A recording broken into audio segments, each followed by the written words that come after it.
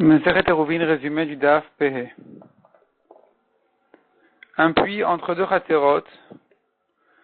Il se trouve dans un Mavoy, dans une rue entre deux cours, et les gens des deux Chaterot n'ont pas fait de Eruv entre eux. Ils n'ont pas non plus de passage, de sortie sur ce Mavoy en question dans lequel se trouve le puits. Ils ne peuvent que puiser par les fenêtres, en jetant des seaux par les fenêtres et puiser de cette manière-là. Si le puits est aussi éloigné des murs de 4 fachim de chaque maison, alors chacun a le droit de puiser de l'eau de ce puits-là, même sans faire de Eruv, à condition qu'ils fassent sortir de chez eux un morceau de bois ou de pierre ou quelque chose qui vienne lier le puits à leur maison. Et ça sert à marquer le lien entre l'un et l'autre. Et avec ça, ils peuvent chacun puiser de ce puits-là. Et la Gemara ajoute dessus que même un roseau est suffisant. La Gemara précise que cette halakha n'était dite que selon Shmuel, mais pas selon Rav. C'est-à-dire que nous avons ici une marloquette dans le principe entre Rav et Shmuel, à savoir, est-ce qu'une utilisation comme celle-là, qui s'appelle derech avir, par l'air, en l'air ils doivent jeter leur seau pour utiliser cet endroit-là, est-ce que le fait que mon voisin utilise cet endroit-là de cette manière-là, ça va m'interdire à moi aussi d'en profiter, de l'utiliser, ou bien je dis non, c'est pas une habitation, c'est pas une utilisation normale, et donc on aura le droit de porter là-bas même sans faire de hérouve. Selon Rav, c'est permis. Selon Shmuel, s'interdit jusqu'à ce qu'ils fassent ce siman-là, ce roseau, pour leur permettre de porter depuis le puits jusqu'à leur fenêtre. La Gemara fait ensuite toute une recherche pour savoir où est-ce qu'on a entendu Shmuel dire une halakha pareille. Bon, ça va encore, puisque Shmuel a dit, c'est lui qui a dit cette halakha qu'il fallait faire sortir un morceau de bois, et là-dessus, Rav Yehuda a ajouté que même un roseau est suffisant.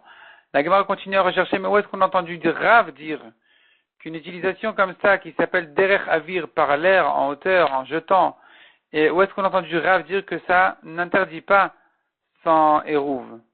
La Gemara fait là-dessus une recherche. La Gemara dit d'abord, nous avons le cas des deux balcons qui sont un peu décalés l'un de l'autre, et que dans le balcon d'en haut, on peut puiser de l'eau d'en bas, et le balcon d'en bas a plus de mal à profiter de ce trou-là du balcon d'en haut pour puiser, parce qu'il doit jeter son seau vers le haut, et ensuite puiser de l'eau. Et avec ça, on dira que, dans ce cas-là, puisque celui d'en bas a tellement de mal à utiliser, alors ils ne peuvent pas interdire à ceux d'en haut de profiter de leur trou, de leur méritot qu'ils ont pour se permettre de puiser de l'eau pour le balcon d'en haut. La Gemara repousse la preuve. La Gemara cherche une autre preuve. La Gemara dit, nous avons une autre halakha de Rav qui dit, deux maisons entre lesquelles il y a 3 ruines. Donc 3 maisons cassées, 3 pièces cassées. Et chacune des deux maisons a le droit d'utiliser la ruine d'à côté d'elle, mais pas celle du milieu. La Gemara explique, donc on voit d'ici, selon Rav, l'utilisation en haut, par l'air, par jeter, n'interdit pas. Et donc le fait que chacun peut jeter jusqu'à la ruine qui est à côté de son voisin, la plus loin de chez lui, ça ne l'interdit pas, ça n'interdit pas à son voisin de porter là-bas, puisque c'est une utilisation difficile. Et donc chacun a le droit de porter, d'utiliser celle qui est à côté de chez lui. Cependant, dit la Gemara, la 3e ruine du milieu, elle est interdite aux deux. Pourquoi? La Gemara explique qu'il s'agit ici d'un cas très spécial, où cette ruine-là, elle donne sur les deux maisons directement. Et donc, il se trouve que les deux ont le même accès sur cette khourba, sur cette ruine-là, et donc chacun interdit à l'autre de l'utiliser. La Gemara ensuite continue à vérifier ces halachot en les comparant à d'autres halachot qui ressemblent à ça.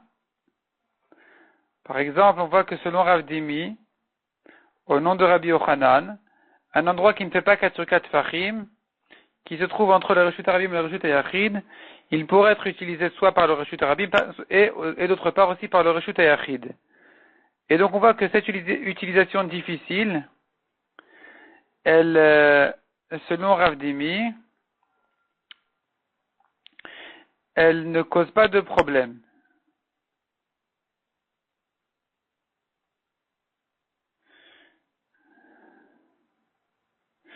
Et donc, la question ici, elle est sur Shmuel qui pense que même une utilisation difficile, elle interdit, répond la Gemara. Lorsque il s'agit d'un rejut rabim où c'est une question de oraïta, les chachamim n'ont pas craint que les gens risquent de porter de l'un à l'autre, tandis que quand c'est une question des rabbanan, les chachamim ont craint et ils ont renforcé leur parole en disant que on devrait interdire même quand l'utilisation est difficile. La Gemara termine cette histoire en demandant une contradiction dans Rav, qui lui avait dit que même quand l'utilisation est difficile, ça n'interdit pas, et ailleurs on voit selon Rav que ça cause problème. La Gemara répond à la contradiction. Mishnah suivante. Le hérouv doit être placé dans une maison habitée, ou qui pourrait être habitée.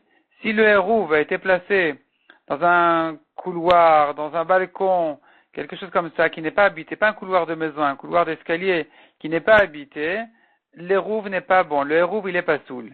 Celui qui habite dans ces endroits-là d'ailleurs, il n'interdit pas aux autres de porter là-bas, même s'il n'a pas participé au hérouv. Par contre, ici une cave, et là-bas le hérouv pourrait être placé, celui qui dort là-bas, il interdit aux autres de porter tant qu'il n'a pas participé au hérouv. Rabbi a dit par contre, si le propriétaire a le droit d'utiliser cet endroit-là en laissant des objets là-bas, même si c'est quelqu'un d'autre qui dort là-bas, qui habite là-bas, eh bien, le fait que le propriétaire ait sa main dessus, ça sauve l'endroit, donc on aura le droit de porter dans le khatser.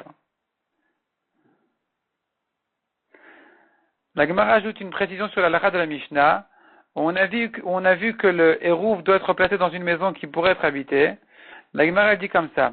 Le hérouv peut être placé dans une maison qui peut être habitée, mais pas dans le khatser.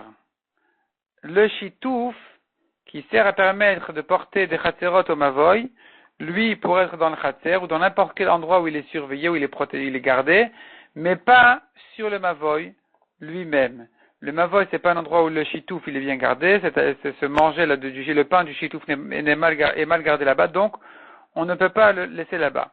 La Gemara dit d'ailleurs, les gens qui sont à table, et voilà que Shabbat est arrivé, s'ils sont dans une maison, ils peuvent se servir du pain de sur la table en tant que hérouv khatserot, et s'ils sont dans le khatser, ils peuvent se servir de considérer le pain qu'il y a sur la table, non pas en tant que hérouv, parce que ça devrait être quand même dans une maison, mais en tant que shitouf, pour permettre le mavoy, ça oui. Pour permettre les khatserot, non. Pour permettre le mavoy, oui.